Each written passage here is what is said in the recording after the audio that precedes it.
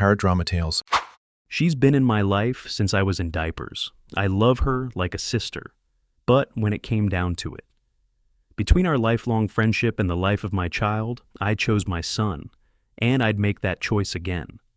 No matter how much it hurts, we were practically raised side by side, me and her. Our moms used to joke that we were twins born to different mothers. There are baby pictures of us in matching onesies covered in mashed bananas, sitting in the same playpen, drooling on each other's toys. Every major moment of my childhood, she was there. We had sleepovers with tangled hair and whispered secrets trick-or-treating, with pillowcases full of candy and long summer afternoons on bikes with skinned knees and endless giggles. When we hit high school, our lives took slightly different tracks, but the friendship never wavered. Even when college came and I moved away for a few years, we always found our way back to each other, reconnecting over holidays, sending each other memes, talking about crushes, dreams, and, eventually, kids. She was the first person I told when I found out I was pregnant. I remember the way her eyes lit up, the tears in her voice as she said, "We're going to raise our kids together, just like us." That moment felt like a full-circle blessing. Our bond wasn't just history, it was legacy. We had plans.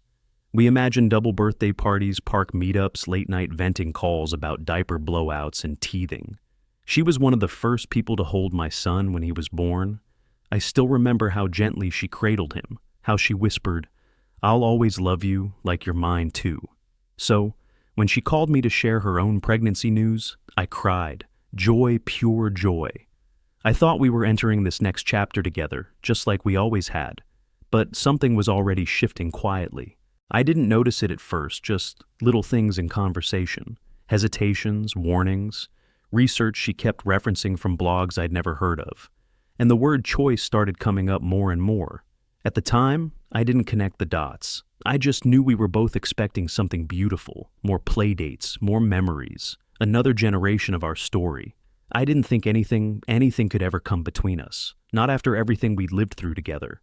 But as it turns out, even the oldest friendships can be tested by the deepest beliefs. And mine was about to be tested in a way I never expected. When she told me she was pregnant, I thought we were finally syncing up again. Two best friends, now two moms, ready to raise our kids side by side.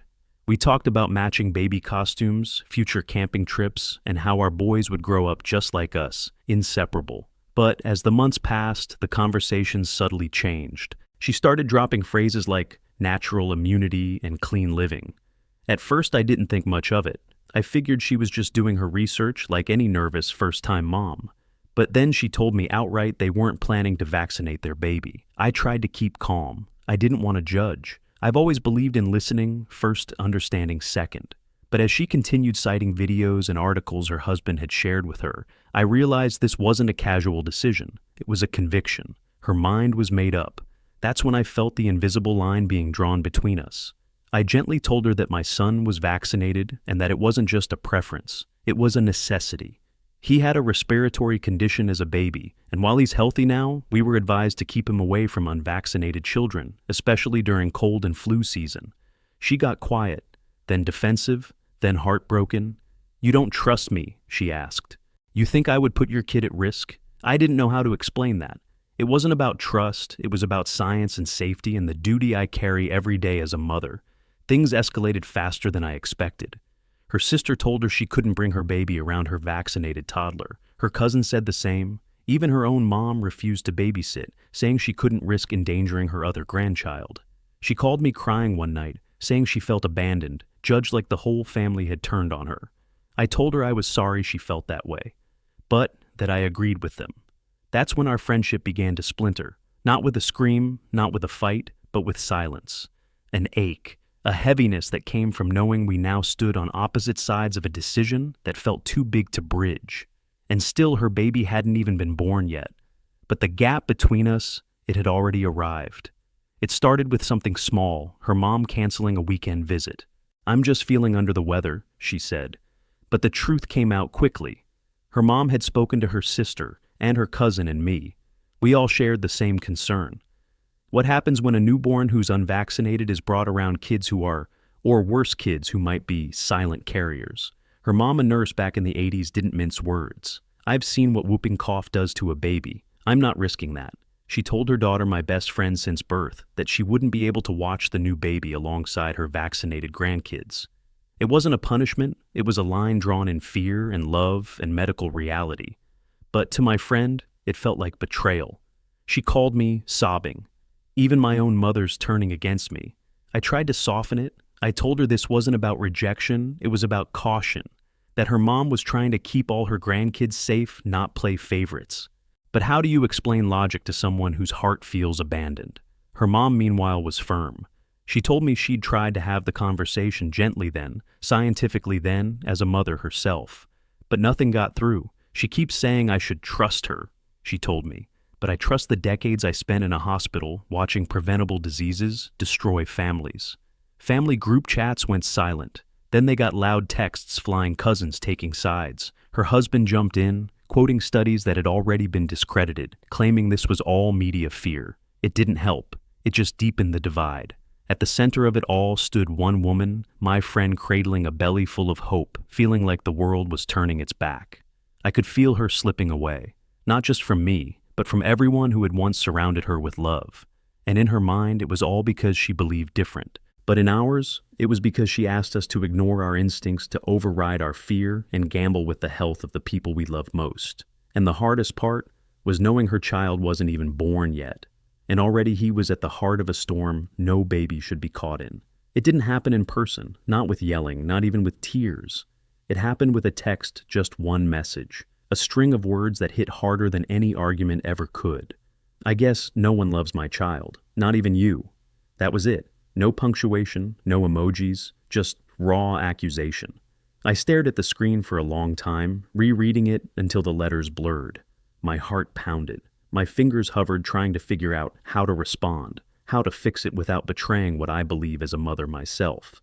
But how do you respond to someone who's decided your boundaries mean you don't love her? She had vented earlier, sure.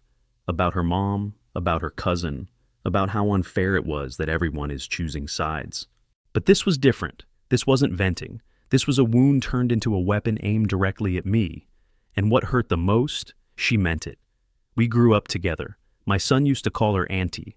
I was supposed to be at her baby shower. I was supposed to hold her son for the first time and remember the way we once held each other's dolls like they were real. But now, because I wouldn't expose my vaccinated child to unnecessary risk, I was suddenly a villain in her eyes. I typed slowly, I do love your child. That's why I won't risk mine. That's why I can't lie to you and pretend this is okay. I support your right to choose, but I also have the right to protect. She didn't respond. What followed wasn't a dramatic confrontation. It was silence. Days went by. She started posting cryptic messages online. People always show their true colors when you need them the most. Her followers chimed in, calling her brave. I stayed quiet. That one text changed everything. It didn't just break my heart, it broke the foundation of 29 years of friendship because it showed me that to her love was conditional. Love meant agreement. Love meant loyalty, even at the cost of my child's well-being. And the saddest part, I still care. I still ache.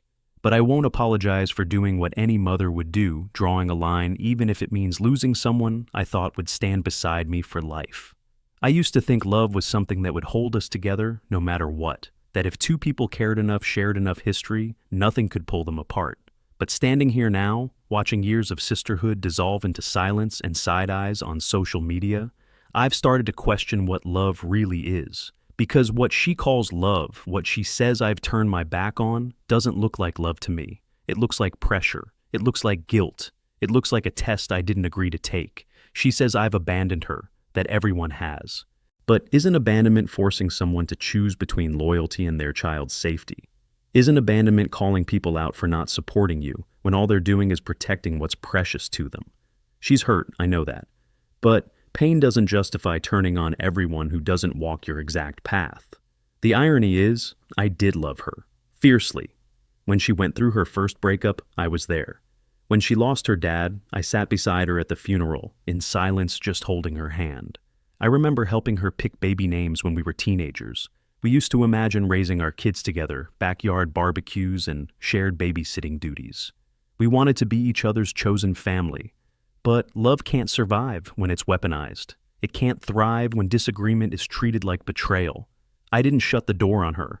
I left it ajar, hoping she'd eventually understand. Hoping she'd see that saying I can't doesn't mean I don't care. But every passive-aggressive post, every rumor she spins, pushes that door a little further closed. It's not that I stopped loving her. I stopped chasing a version of her who only loves me when I agree with her. And maybe that's what hurts most. That someone who once knew everything about me, my fears, my family, my soft spots, could now paint me as heartless just because I drew a boundary. She says she feels abandoned. I feel replaced by anger, by pride, by the echo chamber she's built around herself where no one challenges her, and anyone who does becomes the enemy. Love to me means having the hard conversations, standing in discomfort together. She chose comfort over connection, and in doing so, she left me long before I ever stepped away. ChatGPT said, "This isn't just about vaccines. It never really was. If it were just about a shot or a schedule of shots, maybe we could have worked around it. Maybe we could have agreed to disagree, set boundaries, meet up in the park instead of each other's homes. But the moment I realized it wasn't about science, it was about trust. I understood this went deeper than medical choices. Because when someone says they've done their research and then uses that to dismiss generations of medical knowledge, that's one thing. But when they expect me to ignore my research, my instincts, and my responsibility as a mother just to make them feel supported, that's something else entirely. This isn't just about vaccines. It's about what we owe each other when we're in community, when we raise children in a shared world. She and I were raised on the same sidewalks, drank from the same garden hose, went to the same pediatrician. Back then, we believed in looking out for each other, but now she's drawing a circle around her beliefs and calling anything outside of it hate.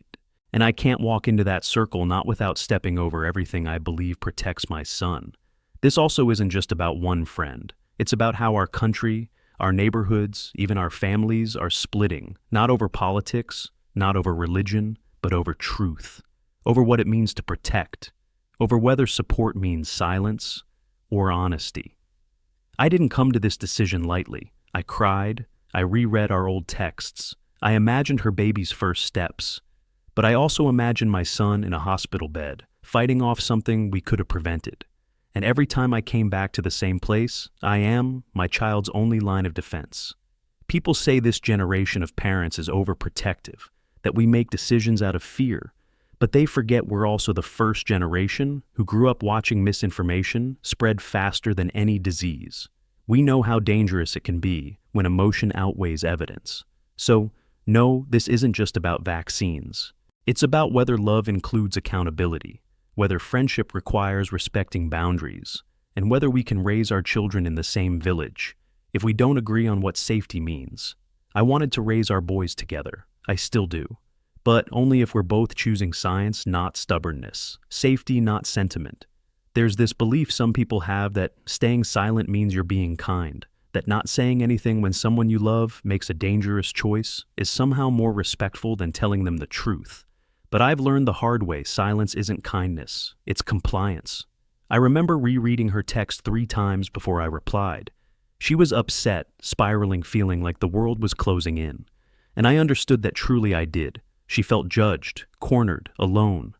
But what she was really asking from me wasn't support, it was submission. She didn't want my opinion, she wanted my approval, my quiet nod, my silent seat at her side. And I couldn't give it, because if I had stayed quiet, I would have been telling her it was okay to put her child at risk, and mine too. I would have been agreeing by omission that her husband's Google searches outweighed the work of trained doctors, that her fears, though understandable, were more valid than generations of proven science. What's worse, I would have taught my son that you keep quiet when someone you love is headed toward danger, that you shrink your truth for the sake of harmony. That love means never rocking the boat even when the boat is sinking. No, that's not the kind of mother I want to be. That's not the kind of friend I can be. She said I abandoned her, but in her version of loyalty, I had to give up every instinct that makes me a good parent. I had to ignore the cold facts, the real-world stakes, the hospitals filled with kids whose parents also thought it wouldn't happen to them. I had to trade honesty for comfort, and I've done that before in my life. It never ends well. Silence is easy, but it doesn't build strong communities. It doesn't save lives, and it definitely doesn't make you a better friend. I told her the truth because I loved her. I still do. But love without accountability isn't love. It's enabling. And if she can't see the difference, then maybe our friendship isn't as deep as we thought it was. I didn't shout. I didn't shame her. I just drew a line. And I stood behind it. Because silence might feel like peace, but sometimes it's just permission to keep hurting the people we care about. I miss her. There's no way around that truth. I miss the way we used to laugh until our stomachs hurt over the dumbest things. I miss the way we could read each other's silences. I miss knowing that no matter how crazy life got, she was always just one call, one cup of coffee, one venting session away. That kind of friendship. The one that spans decades, that survives school, dances, breakups, cross-country moves. That's not something you just walk away from lightly. But I did walk away. Not because I stopped loving her. Not because I wanted to hurt her. But because I chose my son. I chose the 3-year-old who trusts me to make his world safe. I chose the future he doesn't even understand. Yet school birthday parties scrape knees and, yes, vaccines that protect him from things he's too little to fight on his own. I chose the nights I'd rather sleep, knowing I've done everything I can to keep him healthy, even if it means grieving a friendship in the process. People think parenthood is all about love and laughter and cute milestones. But sometimes it's about saying no, even when it shatters your heart, especially when it costs you something. I think about her baby sometimes too. That little boy she's about to bring into the world. I hope he's safe. I hope he's healthy. I hope that one day he'll understand his mom's choices and she'll understand mine. Maybe one day when time has softened our stubbornness, we'll talk again. Maybe not. I don't know. But what I do know is this. If my son ever asks me why we drifted apart, why my oldest friend isn't in our photo albums anymore, I'll tell him the truth, that I loved her, that I tried, that I stood by her for 30 years. But when the moment came where I had to choose between loyalty and safety, I chose him. And I'd do it again. Every time. Because being a mother means you don't always get to keep everything you love. Sometimes, you have to let go of one thing so you can protect the one thing that truly can't protect itself. Sometimes love doesn't look like holding someone's hand. Sometimes it looks like letting go, because holding on would mean breaking what matters most. I didn't walk away from her because I stopped caring. I walked away because real love, hard love, means doing what's right, not what's easy. It means choosing to protect my child, even when that choice fractures history, even when it hurts. Easy loyalty would have meant keeping quiet, nodding, smiling, letting my son play beside a child who, through no fault of his own, could carry risks we no longer talk about at dinner tables. It would have meant betraying my instincts for the sake of peace.